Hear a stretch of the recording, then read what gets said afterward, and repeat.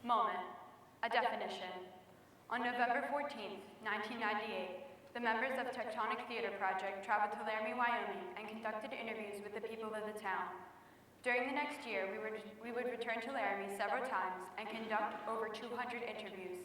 The play you're about to see is edited from those interviews, as well as from journal entries by members of the company and other found texts. Company member Greg Pirati. My first interview was with Detective Sergeant Hank of the Laramie Police Department. At the start of the interview, she was sitting behind her desk, sitting something like this. Well, I was born and raised here. My family's a third generation. My grandparents moved here in the early 1900s.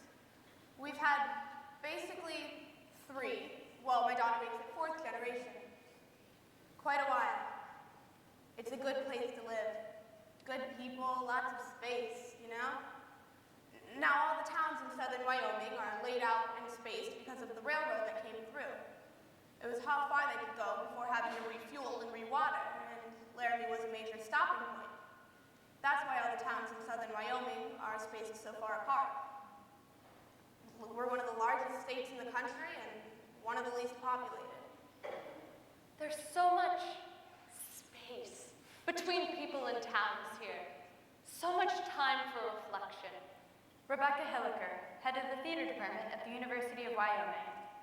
You have an opportunity to be happy in your life here. I found that people here were a lot nicer than in the Midwest, where I used to teach, because they were happy. They're glad the sun is shining. And it shines a lot here. What you have is, you have your old-time, traditional type of ranchers. They've been here forever. Laramie's been the hub of where they come for supplies and stuff like that. Stewardship. And that's one thing all our ancestors taught us. Eileen Engine, rancher. I mean, if you don't take care of your land, then you ruin it, and you lose your living. So you first of all have to take care of your land, and do everything you can to improve it. I love it here. Doc O'Connor, limousine driver. You couldn't put me in that mess out there back out east. Best thing about it, the climate. The cold and the wind. You know, they say the Wyoming wind will drive a man insane. But you know what? Don't bother me. Well, some of the times it bothers me, but most of the time it don't. And then you got the university population. I moved here after living in a couple of big cities. Philip Dubois, president of the University of Wyoming. I loved it there. But you'd have to be out of your mind to let your kids out after dark. And here, in the summertime, I let my kids out till 11 o'clock at night. And I don't think twice about it. And then you have the people who live in Laramie, basically. I moved here from rural Texas. Zachy Salmon, Laramie resident. Now in Laramie, if you don't know a person, you'll definitely know someone they know. So it can only be removed 1 degree at most. And for me, I love it. I mean, I love to go to the grocery store and visit with 4, 5, or 6 people at a time. And I don't mind people knowing my business, because what's my business? My business is basically good. I like the trains too, you know? They don't bother me. Well, some of the times they bother me, but most of the time they don't. Even though one goes by every 13 minutes out where I live. Doc actually lives up in Bossler, but everybody in Laramie knows him. He's also not really a doctor. They used to carry cattle down the trains. You know, now all they carry is diapers and cars. I grew up in Cody, Wyoming. April Silva, university student. Laramie's better than where I grew up. I'll give it that. It's a good place to live. Good people. Lots of space. Now, when the incident happened with that boy, a lot of press people came here, and one day some of them followed me out to the crime scene, and I mean, it was a beautiful day, you know, real clear and crisp, and the sky was that blue that, you know, you'll never be able to paint. It's just sky blue, it's just gorgeous, and I mean, the mountains in the back and the little snow on them, and this one reporter person, lady that was out there, she said, Well, who found the boy? He was out there anyway. and I said, well, this is a really popular area for running, and mountain biking's big out here, horseback riding. I mean, it's just close to town. And she looked at me and she said, Who in the hell would want to run out here? and I'm thinking, lady, you're just missing the point. I mean, all you gotta do is turn around, look at the mountains, smell the air, listen to the birds, just take in what's around you, you know? And she was just nothing but the story. I didn't feel judged. I felt that they were stupid. They're missing the point. They're just missing the whole point. It's hard to talk about Laramie now. To tell you what Laramie is for us. Jedediah Schultz. If you would have asked me before, I would have told you Laramie is a beautiful town. Secluded enough so you can have your own identity. A town with a strong sense of community. Everyone knows everyone. It has that personality that most larger cities are stripped of. But now, after Matthew, I'd say we've become a town defined by an accident, a crime. We've become Waco, we've become Jasper. We're a noun, a definition, a sign. And we may be able to get rid of that. It's gonna take a while.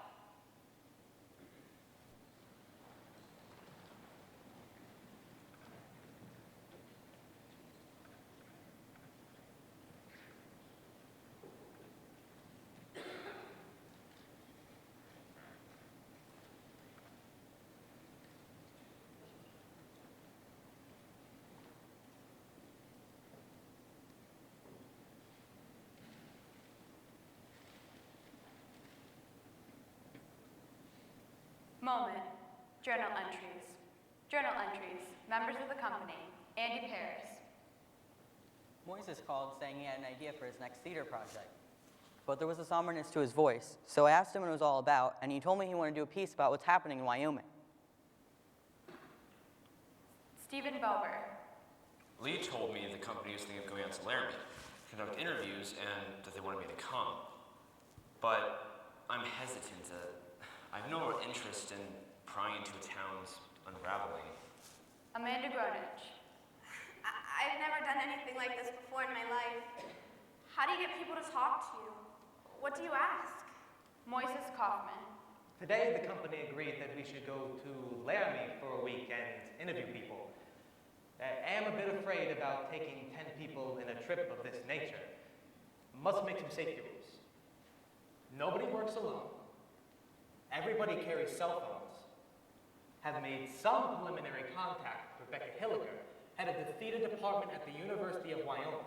She is hosting a party for us our first night in Laramie and has promised to introduce us to some possible interviewees.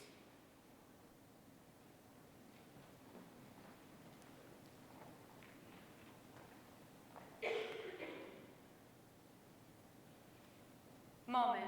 Rebecca Hilliker. I must tell you, when you first told me you were thinking of coming here, when you first called me, I wanted to say, you just kicked me in the stomach. Why are you doing this to me? But I thought about it, and I thought, that's stupid. You're not doing this to me. And more importantly, I thought about it and realized we've had so much negative closure about this whole thing. And the students really need to talk. When this first happened, they started talking about it, and then the media descended and all dialogue stopped. You know, I love my students because they are free thinkers. And you may not like what they have to say, and you may not like their opinions because they can be very redneck, but they're honest, and they're truthful. So there's an excitement here. There's a dynamic here that I didn't have in the Midwest or North Dakota because there was so much pure dictated the way people thought about one another. So they didn't have an opinion. You couldn't get them to express an opinion. And quite honestly, I'd rather have opinions that I don't like and have that dynamic in education. There's a student I think you should talk to. His name is Jedediah Schultz. I've lived in Wyoming my whole life. Now, families lived in Wyoming generations. Now, when it came time to go to college, my parents couldn't afford to send me to college. I wanted to study theater, so I knew that if I was going to go to college, I was going to have to get on a scholarship, you know?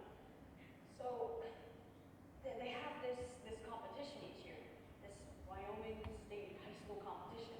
And I knew that if I didn't take first place in duets, that I wasn't going to get that scholarship. So I went to the theater department of the university, you know, looking for some good scenes. And I ended up talking to one of the professors. I was like, I need a killer scene. And he was like, here you go. This is it. And it was from Angels in America. And so I read it, and I knew I could win that scene if I did a good enough of a job, of course. So when the time came, I told my parents so that they could come see me in the competition. Now, you have to understand, my parents go to everything, every hockey game, every ball game, everything I've ever done. And they brought me into the room, they sat me down, and they told me that if I did that scene, that they wouldn't come see me in the competition.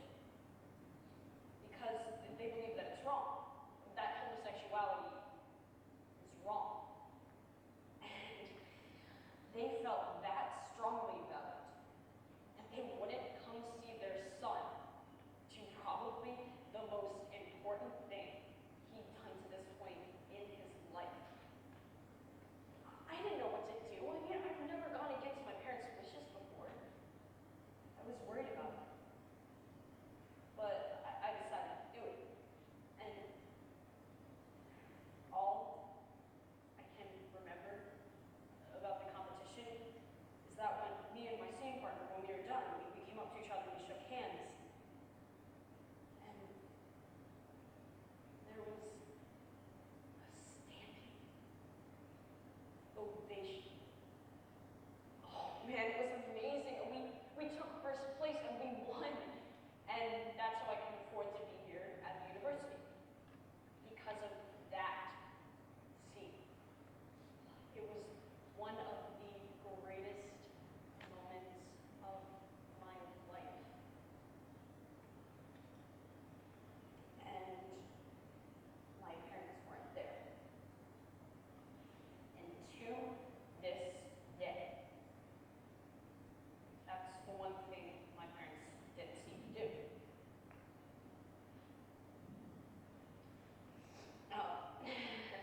Anyway, thinking back on it, I think, why did I do it?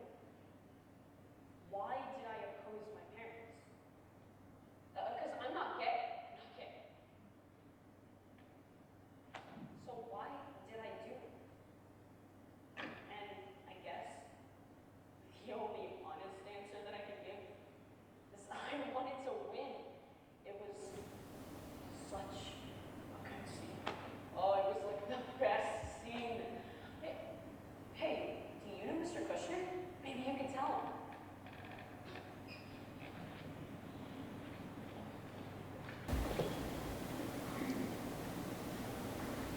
Moment.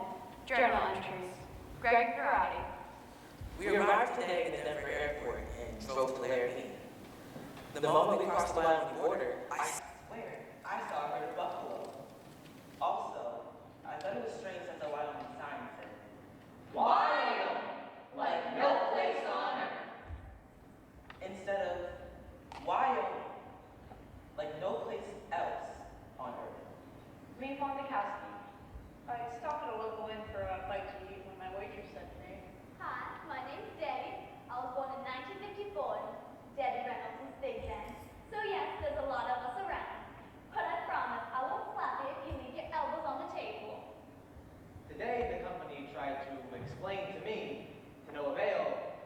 chicken fried steak was.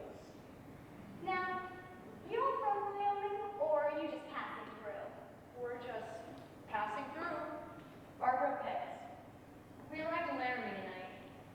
Just past the Welcome to Laramie sign, population 26,687. The first thing to greet us was Walmart. In the dark, we could be on any main drag in America. Fast food chains, gas stations. But as we passed the downtown area by the railroad tracks, the building still looked like a turn-of-the-century western town. And as we passed the University Inn, on the sign where amenities such as heated pool or cable TV are usually touted, it said hate is not a Laramie value.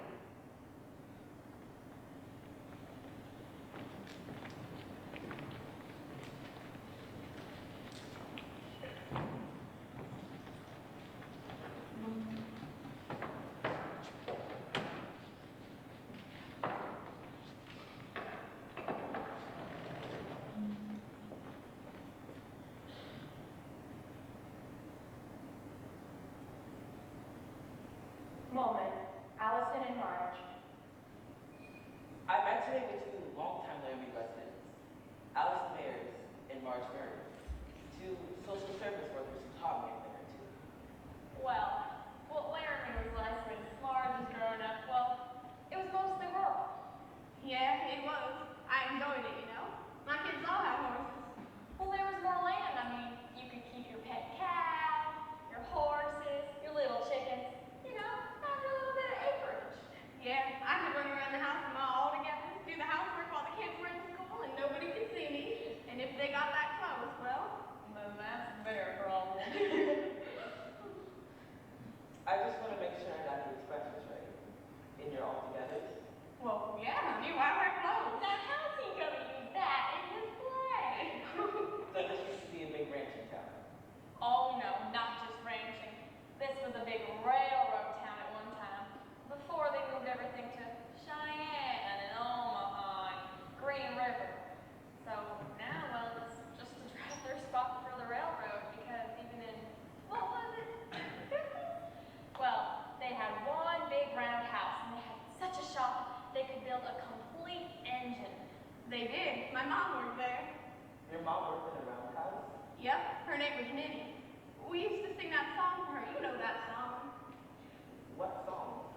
Run for the roundhouse, Minnie, they can't corner you there. But I tell you, Wyoming is bad in terms of jobs. I mean, the university has the big, high, whoop-de-doo jobs, but Laramie, well, unless you're a professional, well, the bulk of the people here are working minimum wage jobs. Yeah, I've been either in the service industry or bartending my entire life. Now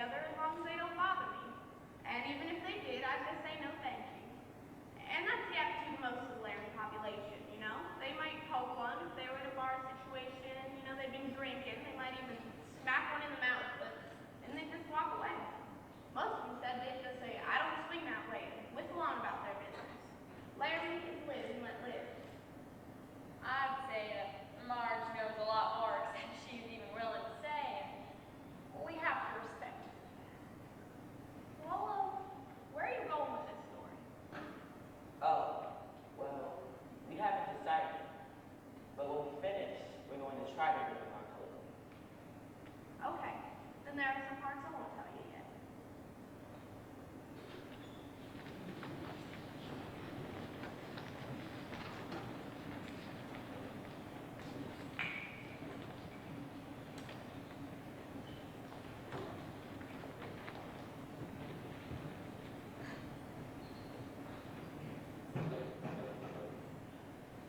Moment, Matthew, company member Andy Paris.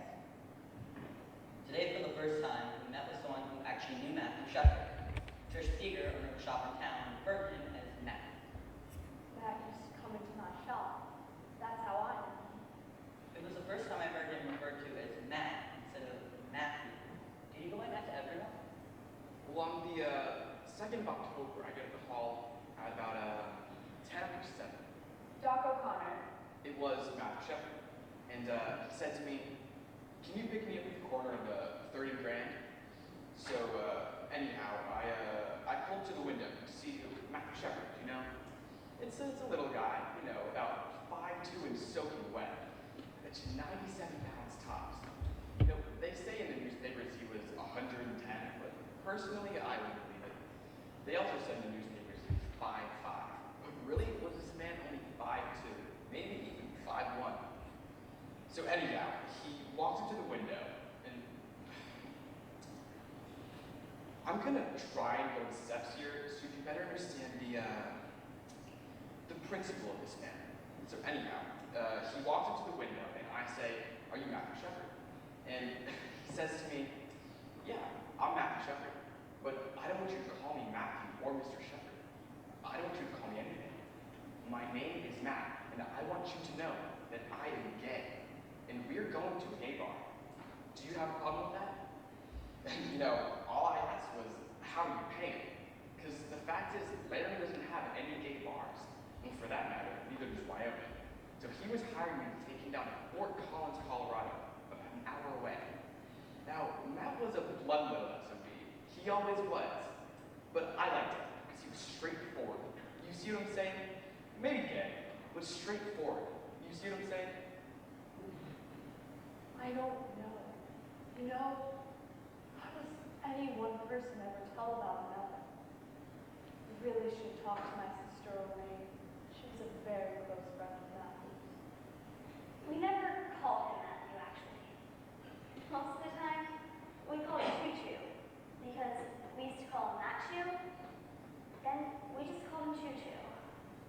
And whenever I think of Matthew, I always think of his incredible beaming smile. I mean, he'd walk in and he'd be like, you know, and he'd smile at everyone. He just made you feel great. And he would like stare people down in the coffee shop because he wanted to sit on the end seat so they could talk to me while I was working. And if someone was sitting in that seat, he would sit and stare at them until they left. And then he would claim a spot. But Matthew definitely had a political side to him. He really wanted to get into political affairs. I mean, that's all his big interest was watching CNN and MSNBC. That's the only TV station I ever saw his TV tuned into. He was just really smart in political affairs, but not too smart in the whole common sense thing. So he moves to Laramie to go to school. Matthew was very shy when he first came in, John Peacock, Matthew Shepard's academic advisor. to the point of being somewhat mousy, I'd almost say. He was having some difficulties adjusting, but this was home for him, and he made that quite clear.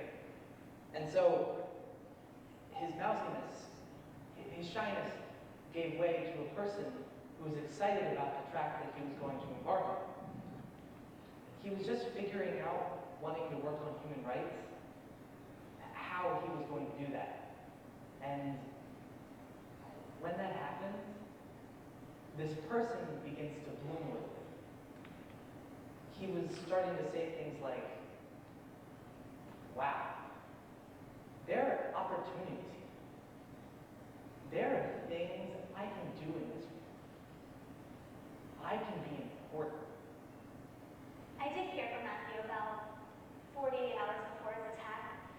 He told me he joined the gay and lesbian group on campus, and he was enjoying